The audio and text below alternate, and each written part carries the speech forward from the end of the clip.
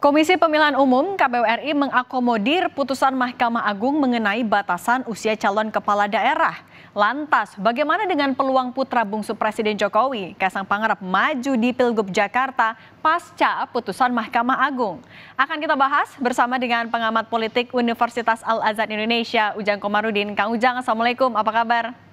Waalaikumsalam, alhamdulillah baik Mbak Cindy. Alhamdulillah. Kang Ujang, ini pasca putusan MA, Kang Ujang melihatnya apakah ini juga sebagai karpet merah yang semakin membuka peluang untuk putra Pak Jokowi untuk maju di Pilgub Jakarta? Iya, kan tidak ada hujan, tidak ada angin ya. Keputusan itu ya muncul walaupun memang ada yang menggugat. Tetapi itu adalah bagian daripada strategi untuk memuluskan, memberi karpet merah gitu ya, jalan tol kepada Kaisang. Dan ini kan sebenarnya kalau bahasa saya tanda petik ya modusnya sama ya dengan persoalan di Mahkamah Konstitusi begitu. Bedanya ya lembaga negaranya saja, yang satu MK, yang satu Mahkamah Agung. Tetapi apapun itu saya melihat bahwa ya itulah apa namanya lembaga kita di Republik ini apa namanya kepentingannya bukan kepentingan kenegaraan, ya. Kepentingannya masih kepentingan ya pribadi, kelompok, golongan, kekuasaan. Sehingga apa? Sehingga kita melihat bahwa apa yang menjadi keputusan Mahkamah Agung itu ya suka tidak suka, senang tidak senang, publik menuduhnya gitu ya, publik menilainya bahwa itu adalah untuk memuluskan Kaisang untuk bisa maju sebagai calon gubernur yang tadinya akan tidak memenuhi syarat karena belum usia 30. Tetapi ketika pasal itu dikabulkan dan dibatalkan, maka ya Kaisang punya kesempatan untuk bisa menjadi calon gubernur baik di daerah khusus Jakarta, di Jawa Tengah atau di tempat lain.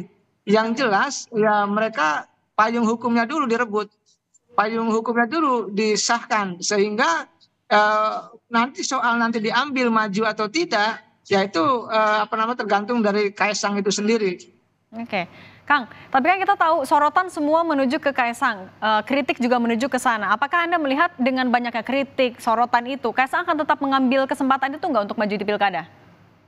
Ya sebenarnya kan di Indonesia ini kan mohon maaf ya kalau kita bicara soal moralitas, soal etika, soal kritikan, ya banyak juga yang apa namanya kritik jalan, tapi berlalu juga kritikan itu. Ya apa namanya saya melihat peluang itu ya bisa digunakan kalau misalkan dorongan kekuasaan itu bisa memenangkan Kaisang. Jadi akan melihat dulu deal-deal politik, misalkan deal Pak Jokowi dengan Pak Prabowo seperti apa. Karena ketika pilkada dilaksanakan di 27 November itu kan presidennya sudah beralih, sudah berganti kepada Pak Prabowo. Oleh karena kekuatan pendulum kekuasaan itu ada di Pak Prabowo. Ya tentu ada deal-deal ya, kesepakatan misalkan Pak Jokowi menitipkan Kaisang kepada Pak Prabowo. Kalau Pak Prabowo-nya misalkan menyetujui, ya bisa jadi Kaisang itu maju. Karena ketika maju maka memastikan untuk menang. Karena kalau tumbang itu kan menjadi harga diri juga bagi Pak Jokowi, Kaisang tentu bagi pemerintahan yang baru tersebut. Oke, Kang, kita kan melihat nama-nama yang masuk bursa di Pilgub Jakarta, ada Anies Baswedan, sempat ada Ahok juga, sekarang ada Andika Perkasa. Kalau melihat elektabilitas Kaisang, mampukah Kaisang bertarung di Pilgub Jakarta, Kang? Ya kalau dilihat dari sisi elektabilitas kan kecil ya, belum muncul. Kalau yang tinggi itu kan di daerah lain, di wilayah lain. Tapi kalau DKJ kan tidak. Di DKJ itu saya melihat ya yang paling tinggi tetap Anies.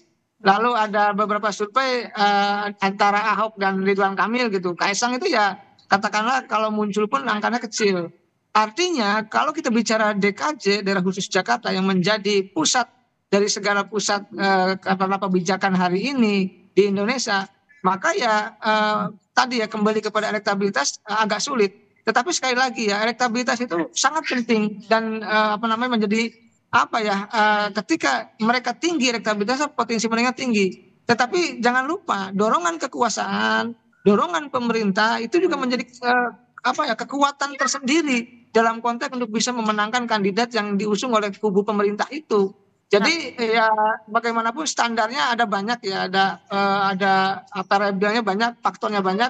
Salah satunya elektabilitas, belum lagi nanti popularitasnya, belum lagi isi tasnya, belum lagi akseptabilitasnya. Oleh karena itu hal-hal itu harus diuji ya, diuji bagi Kaisang seberapa tinggi popularitas, seberapa tinggi elektabilitas, seberapa banyak uangnya, lalu seberapa besar akseptabilitas penerimaan dari partai maupun warga Jakarta, itu harus diuji kepada sosok Kaisang ketika ingin melawan kandidat katakanlah yang lebih tinggi elektabilitasnya. Nah, tapi kan tentu tidak bisa dipungkiri nama Kaisang lekat sekali dengan nama Pak Jokowi. Apakah Jokowi Efek akan bisa membantu Kaisang untuk bertarung nantinya di Pilgub Jakarta? Ya, seperti yang saya katakan ketika Gibran maju sebagai dulu ya cawapres itu kan penjelmaan ya Jokowi Gibran itu. Nah hari ini juga Kaisang penjelmaan daripada Jokowi. Suka tidak suka seperti itu. Apakah ada Jokowi efek? Saya sih melihat begini, Jokowi efek itu akan berlaku ketika ada komunikasi, ada deal politik dengan pemerintahan yang baru dengan Pak Prabowo. Tapi kalau Pak Prabowo-nya tidak mendukung Kaisang ya nggak bisa. Ya hilang juga Jokowi efek itu. Tetapi kalau Pak Prabowo-nya misalkan deal dengan Pak Jokowi membantu Kaisang untuk bisa menang, ya disitulah Jokowi efek masih ada. Jadi Jokowi efek itu dilihat dari kekuatan politik. Ketika kekuatan politik itu tidak ada di tangan Pak Jokowi, ada di tangan Pak Prabowo, maka Jokowi efek itu bisa berlaku ketika ada komunikasi, ada kesepakatan dengan Pak Prabowo. Tetapi kalau tidak ada, misalkan Pak Prabowo-nya mendukung yang lainnya, ya sulit untuk bisa menang begitu. Tapi kan kalau kita lihat kedekatan Pak Prabowo dan Pak Jokowi cukup dekat, apalagi Pak Prabowo juga sering memuji-muji Pak Jokowi. Memang arahnya kemana Pak Prabowo? Ada kemungkinan tidak mendukung Kaisang kah?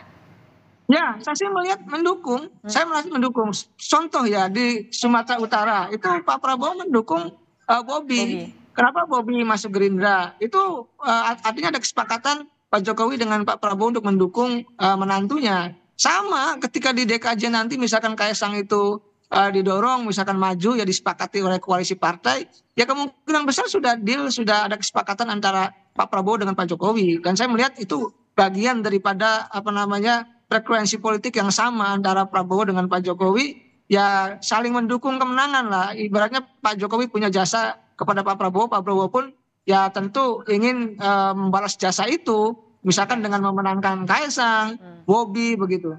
Nah, Kang, kalau kita melihat kan artinya modalnya Kaisang cukup besar ya, ada Jokowi Efek, kemudian juga Pak Prabowo kayaknya akan mendukung Kaisang di Pilgub Jakarta. Kalau Anda melihatnya, ini akan seberapa berpengaruh untuk peta politik di Pilkada nanti kalau misalnya Kaisang memang maju kemudian? Ya kalau Kaisang maju ini tentu kalau saya bukan melihat Kaisangnya, tapi melihat di situ ada Pak Jokowinya, di situ lah ada lihat Pak Prabowo-nya, di situ lihat ada kekuasaannya, di situ lihat ada kubu pemerintahnya itu. Itu yang membuat sumber daya kekuatan yang membuat Kaisang menjadi kuat. Itu yang sebenarnya kalau kita analisa lebih dalam gitu ya, dalam konteks politik belakang layar ya, politik belakang panggung, itu ya siapa yang didorong oleh kekuasaan ya itu kuat. Walaupun katakanlah di awal dianggap biasa, dianggap lemah, walaupun misalkan nanti yang menjadi lawan adalah Anies, karena faktor kekuasaan itu menjadi sangat kuat ketika sudah ada dalam konteks dorongan politik bagi seseorang. Hanya kekuatan itukah yang menjadi modal atau misalnya kan partai politik juga sekarang kayaknya ngasih sinyal oke lah untuk kita majuin Kaisang di Pilgub Jakarta. Apakah ada faktor lain juga Kang Ujang yang menjadi pertimbangan parpol? Kayaknya oke nih Kaisang maju. Padahal kan elektabilitasnya belum kuat sebenarnya. Ya tadi partai-partai politik itu sudah matang ya, sudah mengukur. Kalau dorongan kekuasaan ada, kalau dorongan presiden ada, ya potensi menangnya ada. Oke. Nah, itu sebenarnya yang menjadi kunci dari partai-partai politik kenapa seandainya nanti mendukung Kaisang. Oke. Untuk menguatkan posisi Kaisang misalnya di Pilgub Jakarta, dia harus mendampingi siapa atau berduet dengan siapa? Ya tentu itu pembicaraan yang sifatnya masih belum tahu ya, masih dinamis ya, tergantung deal-deal antara tadi di koalisi Indonesia Maju ya, kubu pemerintah itu. Tentu ya semua nanti partai tentu mendorong kadernya untuk maju misalkan mendampingi Kaisang. Saya belum tahu siapa yang nanti akan didorong. Yang jelas tentu ada kompromi-kompromi politik ya di antara partai koalisi Indonesia Maju seandainya Kaisang memang betul-betul maju dari kubu pemerintah. Oke, baik. Terima kasih banyak pengamat politik Universitas Al Azhar Indonesia, Kang Ujang Komarudin sudah berbagi di Rumah Pemilu. Terima kasih Kang, sehat selalu.